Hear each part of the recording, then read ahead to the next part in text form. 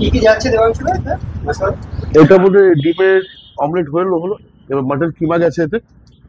মশলা না, এটা তোমার ধনে পাতা গেছে বেঞ্চলি। ধনে পাতা গেল। হ্যাঁ, গিয়ে এবার এটা রোল হয়ে কাট হবে। তার আগে এই বেসটা আমি তৈরি করছি, যেটা হচ্ছে তোমার যে চিজি যে ব্যাপারটা যেটা না, হুম। এটি ক্রিমটা দিয়ে আমরা আনবো। এবার এটা গরম হবে, এটা একটু বাটার যাবে। এখন ওই মশলাটা এর উপরে আস্তে আস্তে চলে যাচ্ছে। চলে যাচ্ছে এবার। বাহ, দেখতে পেলে তোমার রোলটা আগে করা হলো, তারপরে এটা কাট করে প্লেটের মধ্যে করে উপর থেকে এইভাবে ক্রিমটা দিয়ে দেওয়া হলো।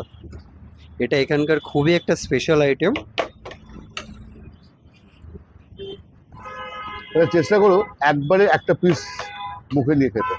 আচ্ছা, একটু গরম আছে। এটা কি শুধু দেবাংশুদা তোমার এখানে পাওয়া যায় নাকি অন্য কোথাও